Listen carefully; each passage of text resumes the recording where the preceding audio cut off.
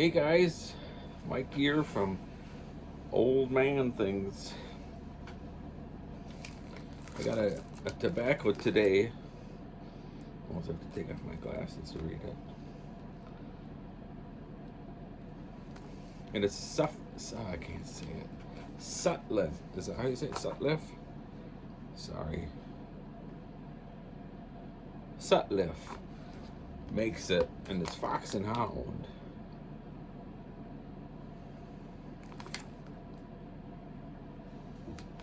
And I'll read you about it, or read about it to you.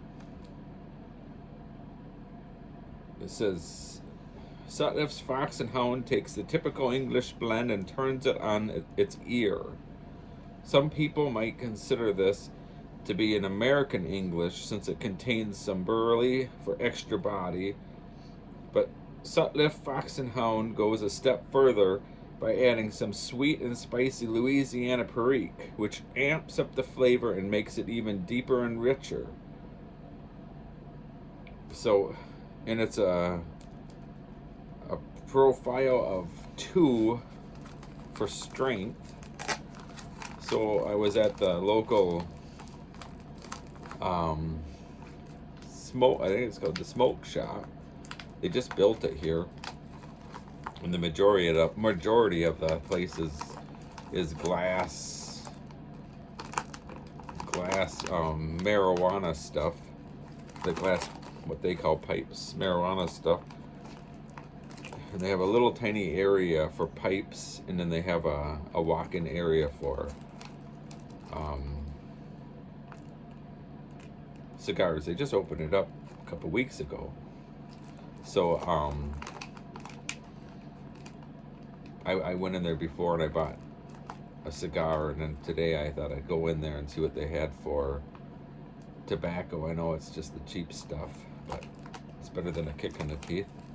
It's better than not having it at all and not having any of the options, because you can't find, at least I can't find pipe tobacco anywhere around here. I have to go into Green Bay, and even that's hard now to find anything, because the local place that I liked, it moved to about a half an hour away from Green Bay, and that's even longer for me, so I'm not going to go try it. So I've got one of my homemade pipes. I've showed another different one. This is my Church Warden, just a small little bowl. I'll light that with you. Oh, yeah. I packed it a bit too tight. It's still a little bit moist. A little bit too moist.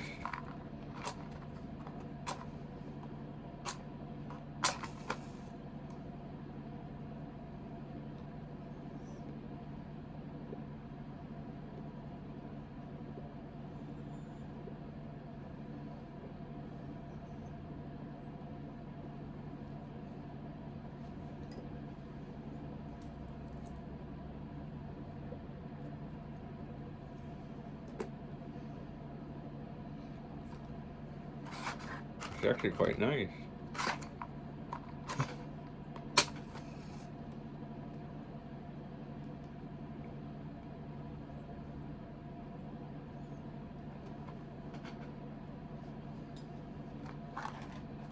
So,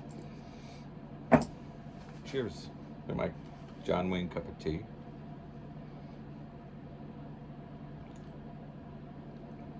I tried doing a video twice.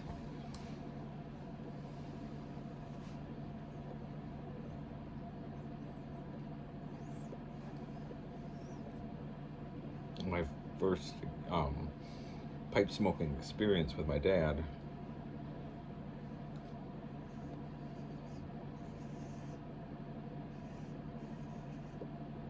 But for whatever reason, the first time, my phone completely, because I use my phone to record, it completely shut off. And I moved this a bit. It was really weird. Never has done that before.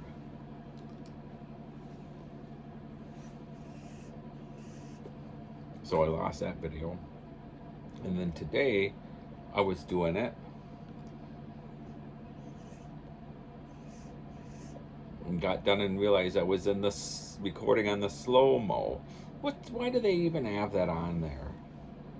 It just, I have a different channel that I do puppets, and I have a blast doing it. I only have 11 subscribers, and it's the hardest videos to do because I write my own scripts. I do all the voices, I do all the parts, I put them all together. But anyhow, that's all right. I just do it for myself to have fun. But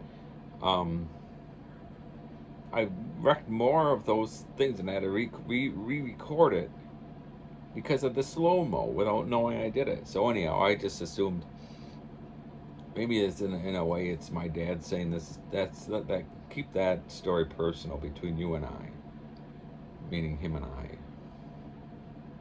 of my first smoking experience with my dad, because it is personal, and I mean it is just, it's a memory that I'll hopefully have the rest of my life.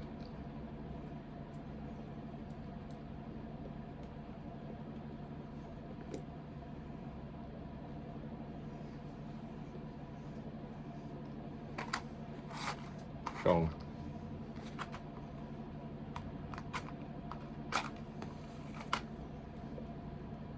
I'll tell you about my neighbor.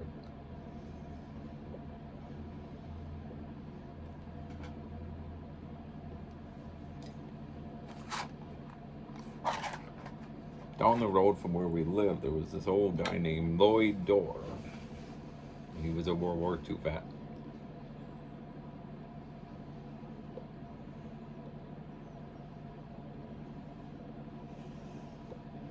And as a teenager, I really liked the guy. He was one of those guys who said it the way it was. Didn't care. Didn't care about what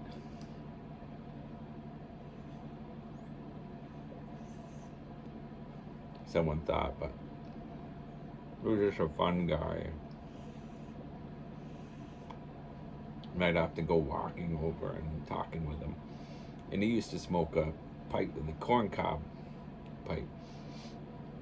And I remember when my dad first gave me that Longchamp pipe, I walked over there and I had my pipe with me and I had my tobacco, Carter Hall.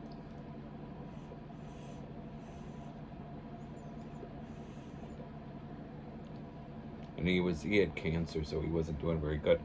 And he had just gotten up, and he was all excited to see me. What he actually did smoke, I'll tell a lie, he smoked a pipe once in a while, but he smoked those long, they were like cigarettes, but they were like cigars or cigarettes or something like that. They're like that long brown. That's what he smoked most of the time. I forgot about that just now.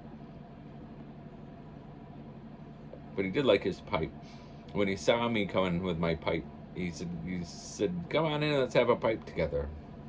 So we went in, and he said, what kind of tobacco do you have? And I said, I had the Carter Hall. And he said, I got this old half and half, and it's getting as dried out as anything. So I handed him my pouch, and of course, those guys knew how to do it. My dad taught me when he said, you only need one finger.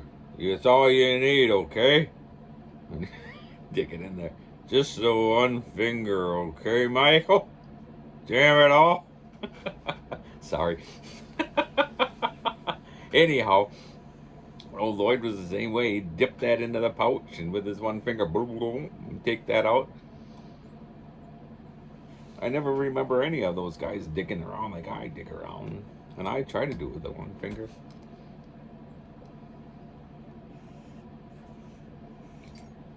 Anyways, he lit his pipe. I lit my pipe.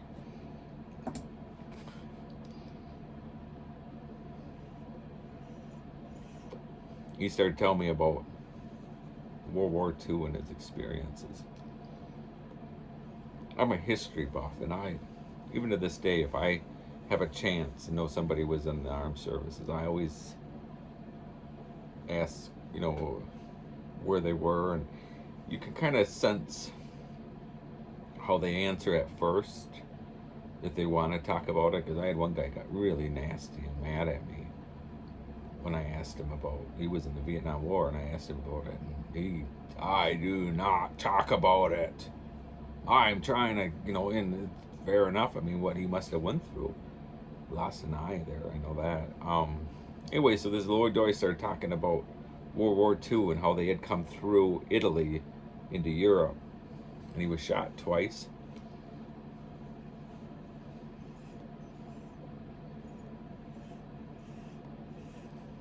I sat there for about 2 hours. I don't know how many bowls I lit up. It was just so much fun hearing him tell the stories.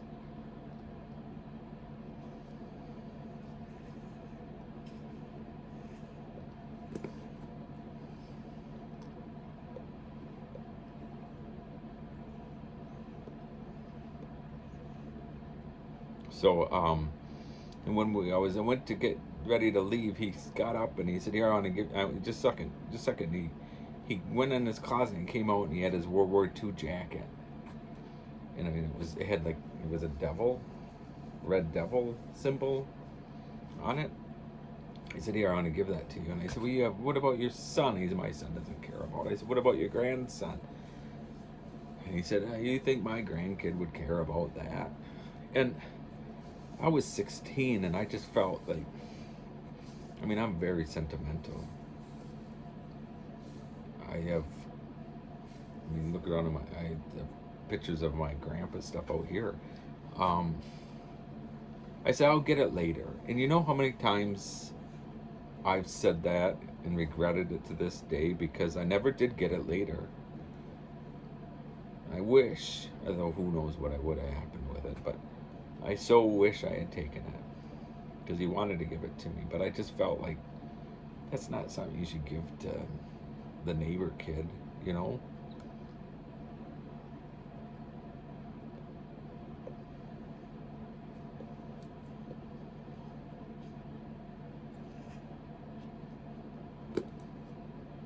I think it's too damp still. I'm gonna have to dry it out a bit.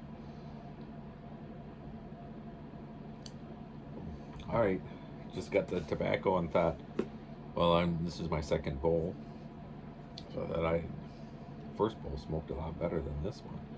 Thought I'd just let you guys know. And if you don't know the gentleman scholar Gary, check him out because I sent him one of my homemade pipes and he was smoking it today. So check out Gary's site and see him do his video of my pipe I made him. So all right, see you guys later. Thanks for watching. Bye.